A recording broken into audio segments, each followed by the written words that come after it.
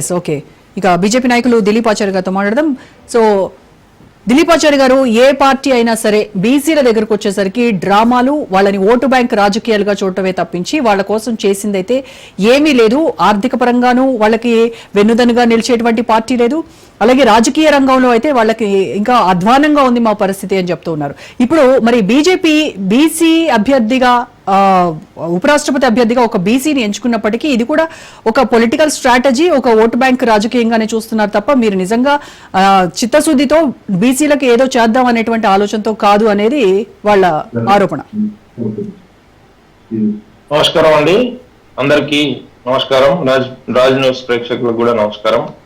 ఇప్పుడు భారతీయ జనతా పార్టీ ఎవరో సర్టిఫికేట్ చేయడం కోసం, సర్టిఫై చేయడం కోసం కార్యక్రమాలను రూపొందించుకోదు. భారతీయ జనతా పార్టీ ఈ దేశ ప్రజల కోసం పుట్టిన పార్టీ. ఈ ప్రజల ఎజెండానే భారతీయ జనతా పార్టీ తన ఎజెండాగా మలుచుకొని గడిచిన సంవత్సరాల నుంచి ఇంతింతాయి ఒడిడింతాయి అన్నట్టుగా మేము పెరుగుతూ వస్తా ఉన్నాం. దానికి కారణం ప్రజల మద్దతు కూడగట్టుకుంటున్నాం. క్షేత్రస్థాయిలో ఇదే దేశంలో, ఇదే ప్రజల్లో బీసీ కూడా ఒక వర్గం కదా. అదే మేమేమంటున్నాము మీకు, అదే ఇప్పుడు వారు అంటున్నారు, కేవీ గౌడ్ గారు అంటున్నారు, మీరు కూడా అంటున్నారు. ప్రజలే మేము మా ప్రజల అజెండానే కదా జ్యోత్స్న గారు, సారీ రోజా గారు. ఇప్పుడు ప్రజల ఎజెండా కాదా భారతీయ జనతా పార్టీ ఎజెండా? ఇప్పుడు ఒక 5 కోట్ల మంది భారతీయులకి పక్కా ఇంటి నిర్మాణం జరిగింది. దాంట్లో బీసీలు లేరా? లేదనుకుంటే 50 కోట్ల మందికి ఆయుష్మాన్ భారత్ కార్డులు ఇచ్చినాం, దాంట్లో బీసీలు లేరా?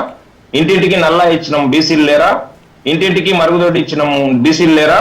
80 కోట్ల మందికి ఉచితంగా రేషన్ బియ్యం ఇస్తున్నాం, బీసీలు లేరా? లేదనుకుంటే మొత్తము ఎక్కడ చూసినా, ఏ కార్యక్రమం తీసినా అంత్యోదయ మా సిద్ధాంతమే సామాజికంగా ఈ దేశంలో ఉండే చిట్ట చివరి నిరుపేద వ్యక్తికి ప్రభుత్వ ఫలాలు అందాలనే మా సిద్ధాంతం, ఏకాత్మత సిద్ధాంతం. ఆ సిద్ధాంతాన్ని తీసుకొని మేము పనిచేస్తా ఉన్నాం. ఇప్పుడు మేధావులని ఎవరికి వారు సెల్ఫ్ సర్టిఫికేషన్ ఇప్పించుకొని చెప్పే వాళ్ళ దగ్గర సర్టిఫై చేయించుకోవడానికి భారతీయ జనతా పార్టీ సిద్ధంగా లేదు. రేవంత్ రెడ్డి గారి లాంటి నాయకులను నమ్మి మోసపోతూనే ఉంటారు. ఈ దేశంలో స్వాతంత్రం వచ్చిన తర్వాత 55-60 సంవత్సరాలు వాళ్ళు పరిపాలన చేసిన తర్వాత ఈ దుస్థితి ఉన్నదే, ఆ దుస్థితి నుంచి బయటపడడం కోసం భారతీయ జనతా పార్టీ తన వంతుగా త్రికరణ శుద్ధిగా పనిచేస్తా ఉంది. దానికి దృష్టాంతాలు మీకు కనిపిస్తా ఉన్నాయి. లైవ్ ఉదాహరణలు. బీసీ కమిషన్ కి రాజ్యాంగ హోదా కల్పించిన మొట్టమొదటి ప్రభుత్వం భారత ప్రభుత్వము ఈ దేశంలో Bharatiya Janata Party. For your kind information గుర్తుపెట్టుకోవాలి. మరి ఇంత రాజ్యాంగ పదవి ఫస్ట్ టైం ఇచ్చినటువంటి పార్టీ, ఇంత సమాజానికి, బీసీ సమాజానికి ఇన్ని చేస్తున్నటువంటి బీజేపీని మరి ఎందుకు అందమైన సీసాకు వజ్ర వైడూర్యాలు పొందినటువంటి ఒక మూతలాగా చూస్తున్నారు?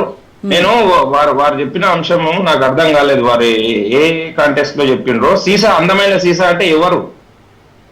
వారు మూతనే వజ్రాలు, వైడూర్యాలు, బంగారు పూత అంటున్నారు కదా. సీసా ఎవరు? మీరు చెప్తున్న హిందుత్వ సిద్ధాంతం, దాని లోపల ఉన్నటువంటి హిందుత్వాన్ని ఫాలో అవుతున్నటువంటి ప్రజలు.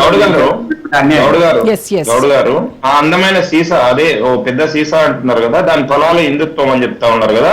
హిందుత్వంలో భాగం గారా మీరు? మేము మతం కాదు, మేము కూడా చెప్తున్నాం మతం కాదు. బీజేపీ అంతకు ముందు ఉన్నటువంటి బ్రిటిష్ ప్రభుత్వానికి ముందు ఉన్నాం, అంతకు ముందు ఉన్నటువంటి ముస్లిం ప్రభుత్వాలకు ముందు ఉన్నాం. రాచరికంలో కూడా మేము హిందువులుగానే ఉన్నాం. బీజేపీ వచ్చిన తర్వాత మేము ఇంట్లో చెప్పుకోవాల్సిన దౌర్భాగ్య పరిస్థితి. మేము అడగలేదు మిమ్మల్ని, మీ మతం ఏందని అడగలేదు. ఈ సీసా అనే దాన్ని మీరు హిందుత్వంతో పోల్చినప్పుడు ఆ హిందుత్వంలో భాగం కాదా మా బీసీలు అని చెప్తా ఉన్నా.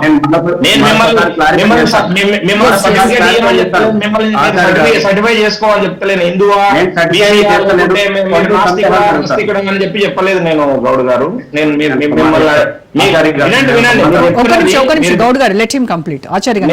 చెప్తున్న అంశాలన్నీ చెప్తా ఉన్నాము. మీరు ఇప్పుడు వీళ్ళందరం చదువుకున్న వాళ్ళమే ఉన్నాము, ముగ్గురమే ఉన్నాము.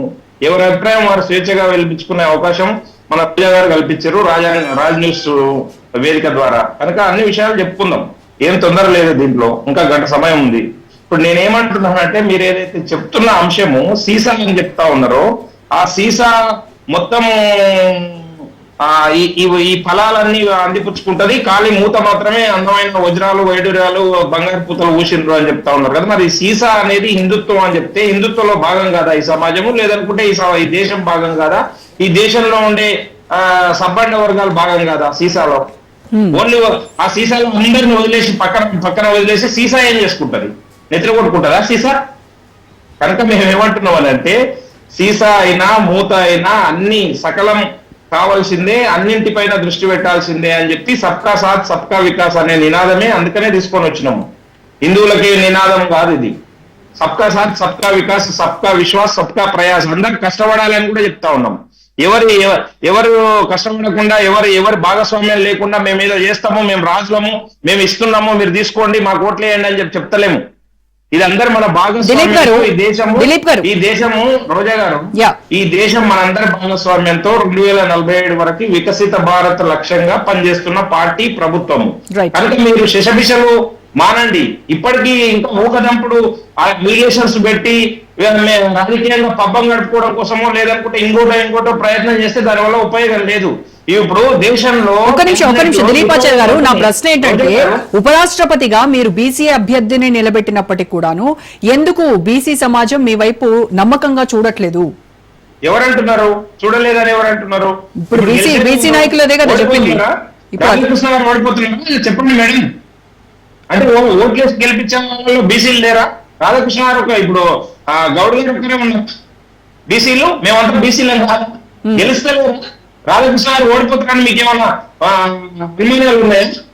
ఇంకా మహానుభావుడు చెప్తా ఉన్నాడు రేవంత్ రెడ్డి గారు, బీసీలకు అందరికీ న్యాయం జరుగుతుందంట. న్యాయ కోవిదుడు అంటే సుదర్శన్ రెడ్డి గారు, ఆయన వల్ల బీసీలకు న్యాయం జరుగుతుందంట. అంత న్యాయం జరిగేటట్టుంటే ఈయన రాజీనామా చేసి ఆయన ముఖ్యమంత్రి పదవిలో కూర్చోబెడితే ఇంకా న్యాయం జరుగుతుంది కదా. న్యాయ కోవిదుడు వచ్చిందని చెప్పి ఎందుకు ఆ విధమైన జిమ్మికలు చేస్తా ఉన్నారు? రైట్.